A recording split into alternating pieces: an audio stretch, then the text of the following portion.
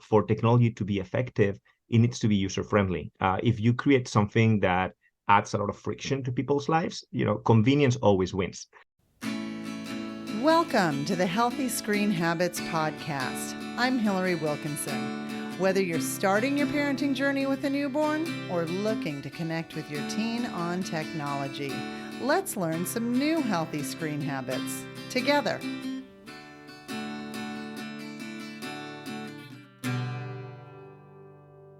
Our healthy screen habit hero this week is a Spanish inventor and entrepreneur. At age 15, he co-founded Geeks Phone, which in 2009 was the first European Android smartphone to the market.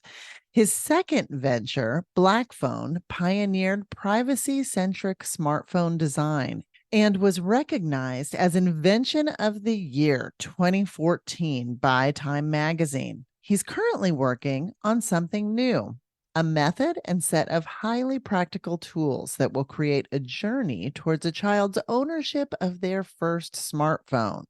This journey is rooted in giving kids agency and trust, paired with habits and skill building. In the superhero world, I kind of picture him like Iron Man, little Tony Stark, kind of a really very smart guy with cool things. So welcome to Healthy Screen Habits, Javier Aguera. Hi, and thank you very much for having me here. So, Javier, your position as a millennial had you growing up kind of in parallel with the digital age that we now live in. And I always love a kid's story. Like what kind of kid were you? What sort of things did you like to do growing up? Wow, I was certainly a weird, creative kid. I was a figure skater when I was little, and actually, that's not a path I took. Also, not Tony Stark's. Hopefully, a bit less narcissistic than that. But when I stopped figure skating, that creativity went into many places. So I got into music, filmmaking, design, and randomly, as you said, into building smartphones, which is a weird hobby for a teenager. Well, it was a lucrative hobby, so it worked out all right. At this point, you've kind of reined in all of these creative adventures, if you will. And what brought you to this sort of digital wellness pond? Adventures is a love that I love, and I definitely describe my journey as that. So for many reasons that maybe we don't have time here to dive deep into. I found myself as a teenager, as a millennial teenager, getting immersed into this whole phone era. Like my generation was the first one that as teenagers got access to some of these things, the early versions of Facebook, the early smartphones, typing on a screen was something, new back then. And because it's a long story, but got myself into building a company. We built the first European smartphones out there with Android. I saw up close how this device transformed not only my life, but also our users. Most of our users, it was their very first device, the smart device. So from seeing that, I started seeing the consequences very quickly, firsthand.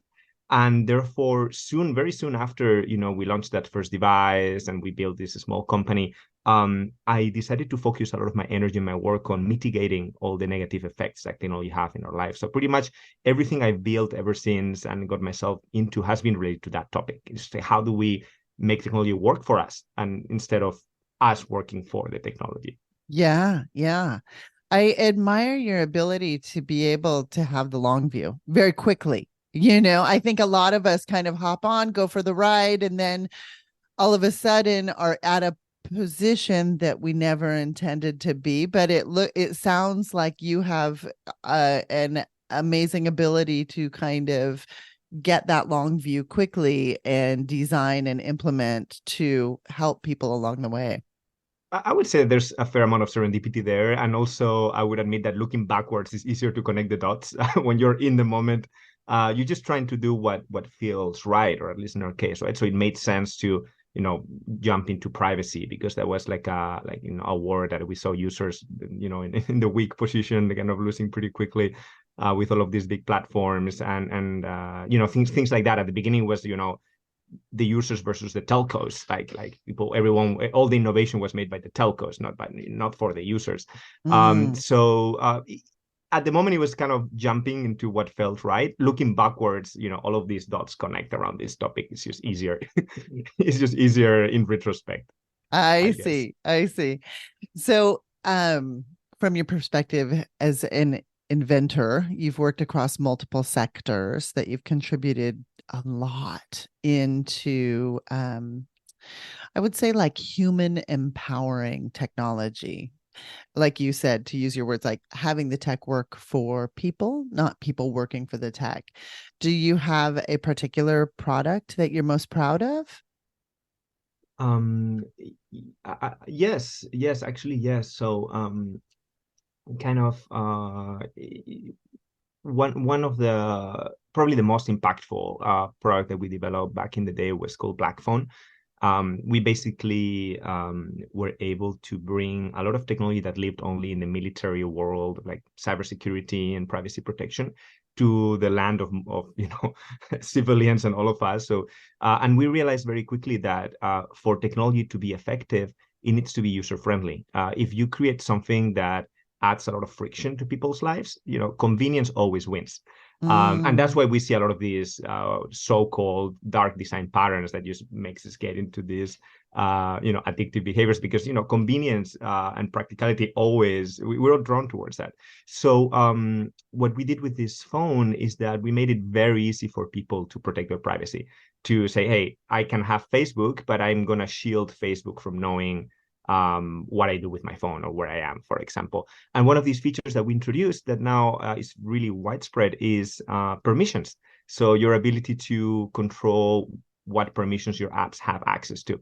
And luckily, a bit of our approach back then was like, hey, we're going to try to make something, prove to the world that this is useful. And then if we're successful, our company may grow or may not grow, but hopefully the big ones will copy us. And that's what happened. Like Google adopted that, and Apple adopted that, and it became like an industry standard to, have permissions, granular permission control as a user.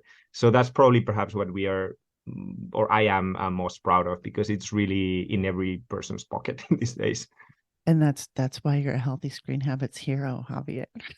Well, I cannot be the only one to claim that claim that for fame, but yeah, that's something that hopefully people use in their daily life, that we helped make widespread. Thank you. Okay, we have to take a short break, but when we come back, I am going to ask Javier what he thinks are the greatest tech challenges facing humans today.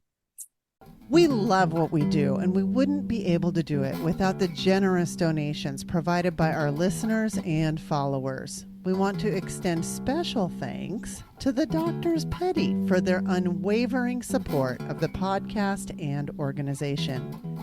If you'd like to make a difference and contribute to the education and empowerment of families building their healthiest screen habits, please go to healthyscreenhabits.org, find the Take Action tab, and scroll down and click the donate button. 100% of your donation will be used to spread awareness and bring families the tools they need to develop healthy screen habits. I'm speaking with Javier Aguera.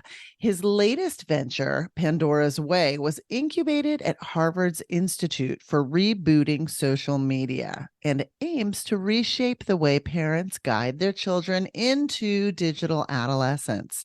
And we are absolutely going to get into that. But before we sort of explore Pandora's Way, as someone who spends many, many hours going over social science data, could you share with us, Javier, what you think is the greatest challenge with the interface of kind of humans and tech today? I think the biggest challenge is that technology, the fact that we have technology so accessible just in our pockets, and this door to the wonders of the world, and also the not so wonderful things in the world. The big problem of this is that it's stolen our natural ability to deal with frustration and to deal with boredom. So the fact that you have something that vibrates in your pocket all the time and just like it's shiny, that it makes us dependent on, like, whenever we have a little bit of time, say, oh, I'm going to check my messages, I'm going to check my email. And that's something that didn't used to be like that. Like, you were focused doing a task and there's a noise outside, well, you ignore the noise. Or you're bored, well, maybe you just take some time going through your day more slowly. Now we like in this constant stressful mode where we have something that is just nagging us all the time, as if you had a puppy by your feet, just like demanding your attention all the time. And that's probably the most problematic change that I've seen in the past 10-15 years in our interaction with technology. Mm. And does Pandora's Way, like, are you attempting to ease these challenges, or how are you approaching that?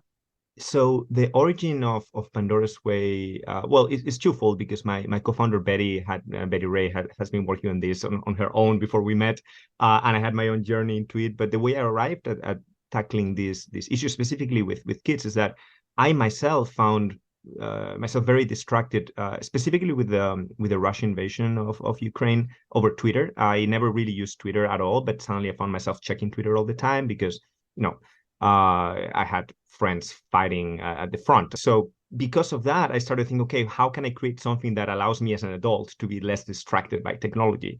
And I spent, a few months at MIT looking at the problem. I realized that making a new tool for that was kind of futile, because there are tools out there that as an adult you can use to be less distracted. And the problem is more about your own force of, your own willpower, because the tools are out there. But then that's what shifted me a little bit towards, hey, maybe from a behavioral science point of view, the intervention does not have to be when you're an adult, but it's most effective when you first get your phone. And maybe that's when you can build in the habits. That's maybe when you can build up the skills so that you're not so distracted. In a way, you create a bit of this, you give you a bit of superpowers to deal with this when it hasn't creeped into your brain. Now we have to see whether, the age we're looking at, which is 9 to 12 years old, is the best age, maybe earlier, I don't know. But that's certainly how I arrived at it. And yeah, this is a big part of what we want to achieve with Pandora's Way. Neat, neat.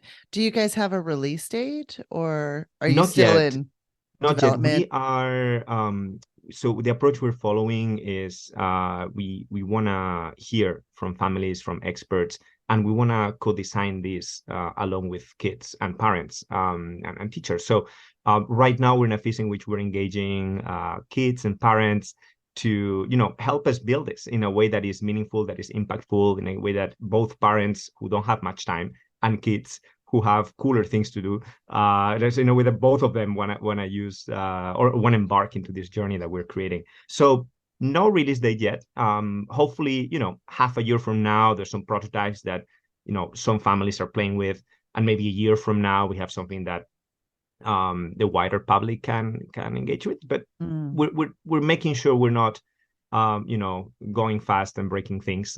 We are taking Thank our you. sweet time to make something that is useful. Yes, well, thank you. That's a shift in tech. So just so I know what to look for when it does hit, am I looking for a device or an app, or what? You're looking at a toolkit, at something that will live both in the physical world and the digital world. Because of we're co-designing this, we don't really know yet exactly what shape it will have, but it will have components on both. We're not making a phone. We're not making, what we're making is actually fairly analog, at least at the very beginning. From it's not a parental control software. It's not a specific device. It's not something very high tech. It's more of a method that families and communities can follow to instead of gifting their kids a phone for the holidays or for their birthday, they're gifting them the promise of a phone, and now the kids have to earn that phone by Mm. following a rite of passage. So that's essentially what it is. It's a way to bring back the role of coming of age rituals, which we have lost in most modern societies, into the scene of the family, the scene of the community, because we do see getting your first phone as a kid as a rite of passage, but one that is ignored. There were there's a lot of shifts in trust, in norms, but it's not orderly. It's many times it's traumatic for the families. So I don't know what shape it will have. It will be, but there will be a fair dose of magic, and that's kind of the word magic and wonder embedded into the whole thing. I can't wait. We will be keeping our eye out for it. You kind of touched on this where you described it as sometimes the first device for a child can be almost traumatic for a family. And I think that stems around, there's a lot of fear around tech and parenting. And are there things that you wish parents understood about the digital lives? Maybe, I mean, of their children now, but also what will they experience? What can the world look forward to? I feel like we spend so much time, like you said, having that backwards glance and seeing where all the pitfalls were, but I'm looking for messages of hope.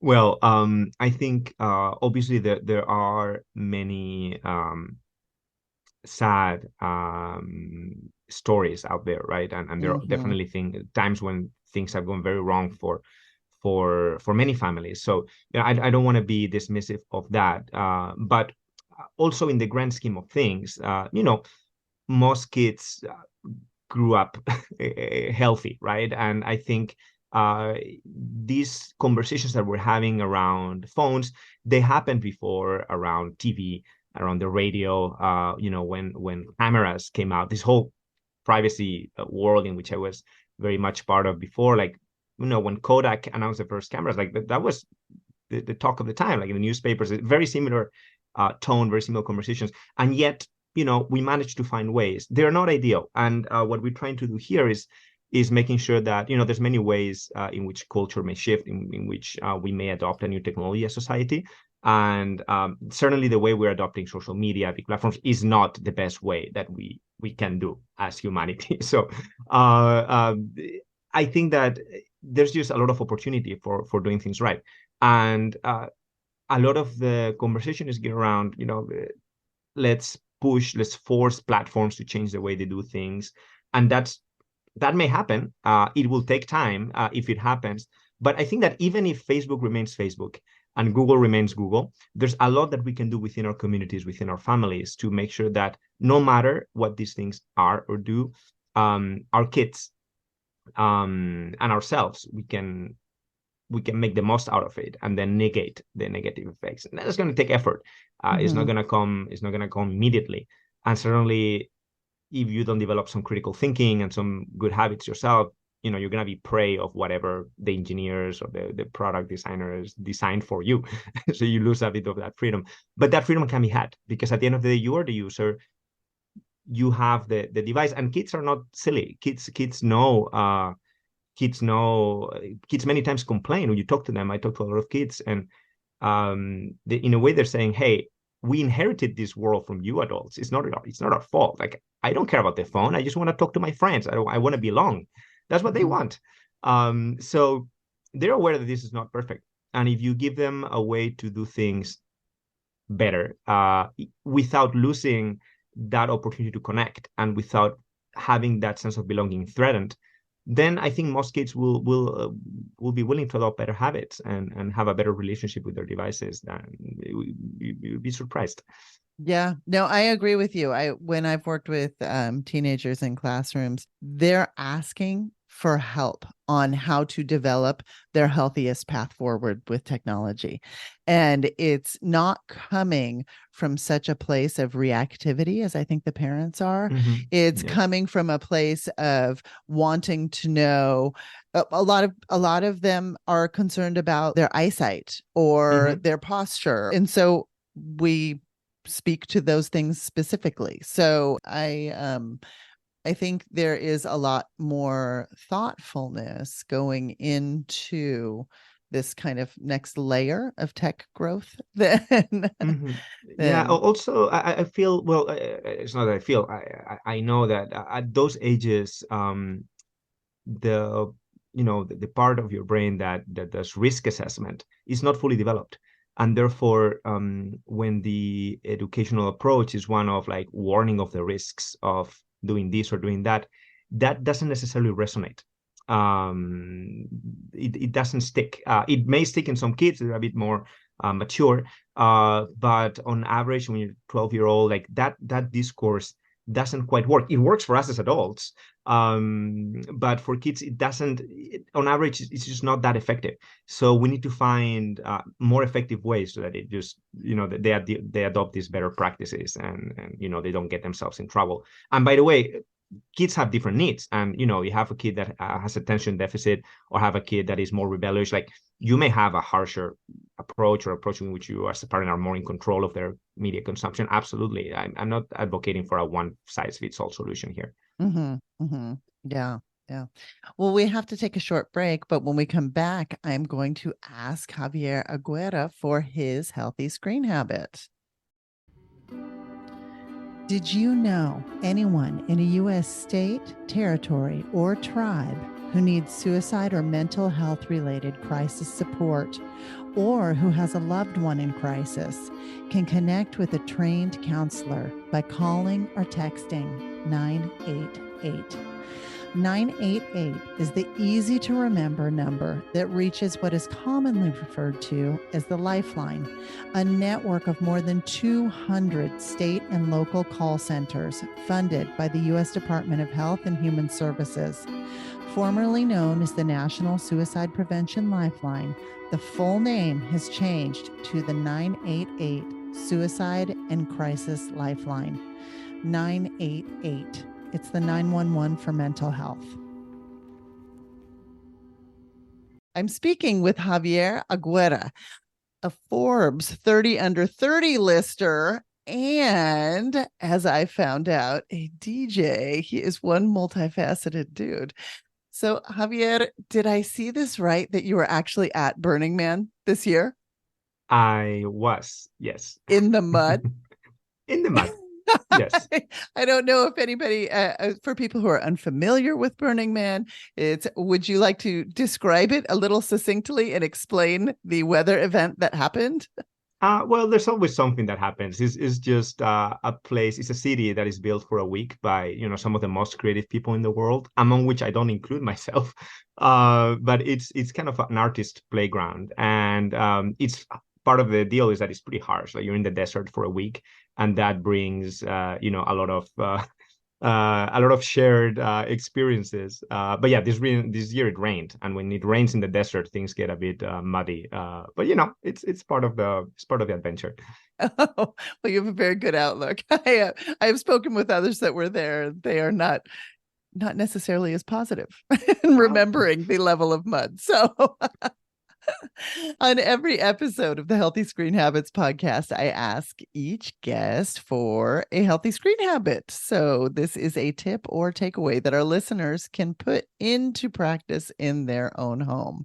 Javier, do you have one? Yes, I have one. I think, well, as I said earlier, one of the big issues with tech these days is that it just stole away our ability to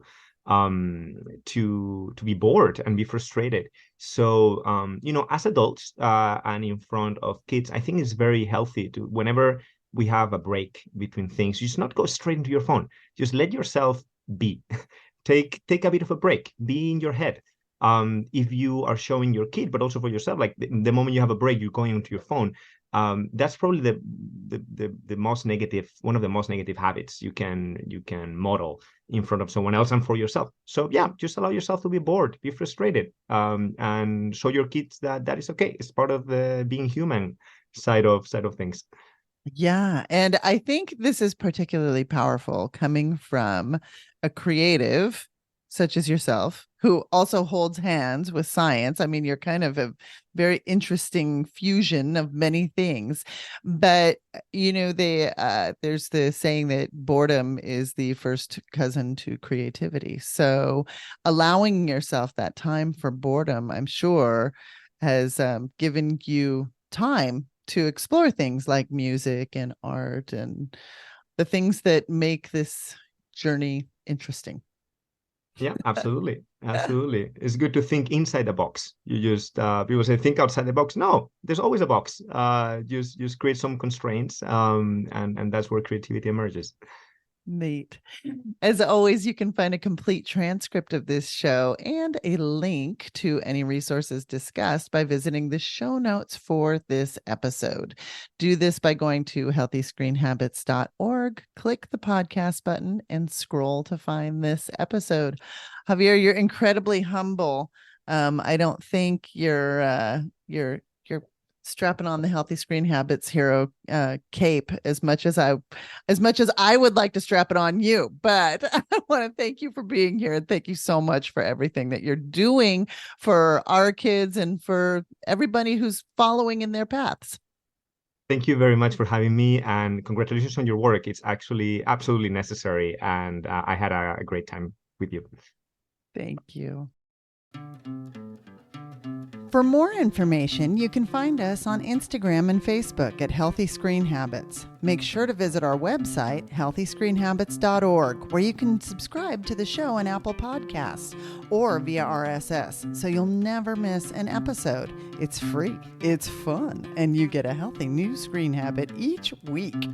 While you're at it, if you found value in this show, we'd appreciate you giving us a quick rating. It really does help other people find us and spread the word of healthy screen habits. Or if you'd simply like to tell a friend, we'd love that too. I so appreciate you spending your time with me this week, and I look forward to learning more healthy habits together.